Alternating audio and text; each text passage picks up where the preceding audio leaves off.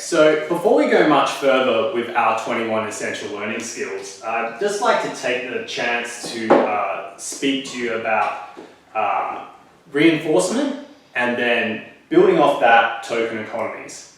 So having reinforcement for your child upon their successful completion of any task you give them is really, really important. Actually, just quickly butting in, you'll have often heard reinforcement referred to as a consequence. Yes. So, I mean, a consequence sounds, bad and scary, but I mean, realistically, it's a clinical term. A consequence for your action can be either good or bad. Now, in our case, when we're working with our child in this tabletop situation, we want the consequences for their good work to be really good and exciting, and encouraging for them to want to continue to work with us.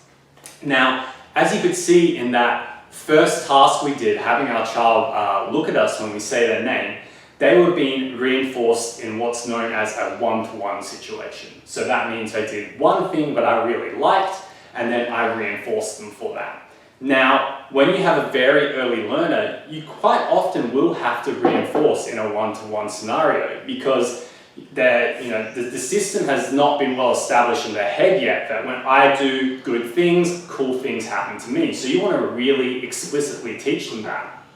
Now, as a child starts to realize that and understand that, if you reinforce one-to-one forever, work's going to come on pretty slow. Like if every time I have Shelby do something for me, I give her a reinforcement break, and a reinforcement break can last for 5 to 10 seconds to a minute to 2 minutes. It's really at your discretion depending on what you feel like your child really needs to have to feel reinforced. If I'm giving her a reinforcement break every single time she completes a task for me, we're going to not get a whole bunch of work done. So now that I've spoken about reinforcement and what it does, I want to talk about token economies.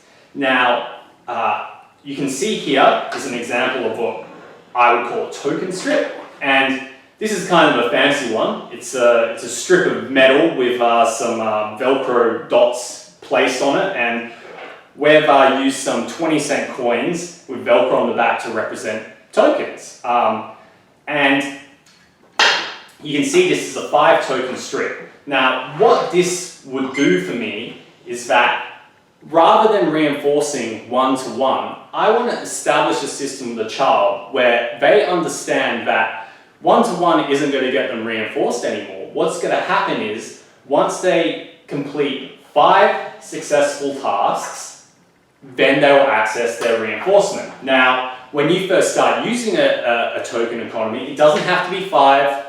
It could be, if your child's at that level, it could be 10. If your child isn't at that level yet, it could be 3. That is going to be at your discretion, but what a token economy allows us to do is to basically establish a contract with our child that, once you get to this point, that's when you're going to access reinforcement. And when a child understands clearly how much work they have to perform before accessing reinforcement, that's going to create a great deal more compliance than when you have a child who isn't sure when they're going to get the reinforcers they've chosen or you've chosen for them. If you want to make something like this, I've got the 5 on the front, and then I've got 10 on the back. As Kane said, you could start with 3, but if you want to develop something. Now this thing I got just at Officeworks and then put the Velcro on it, but you can use any semi-hard sort of material. Also, it's going to depend on if your child's a thrower. You wouldn't want to be using hard 20 cents if you know your child's going to be throwing the things at you. So often you can just use any little thing, you can colour them in, you can draw Thomas Tank Engine or whatever, but it'll just be with softer paper or materials. The beauty of all this is you can adapt it to your child's level. And and the token economy, it can take many different shapes and forms. Like if you have an older kid who's able to make that transition, I quite like using a whiteboard with them giving themselves ticks as they complete their tasks. So it can come across it can be presented in a variety of different ways.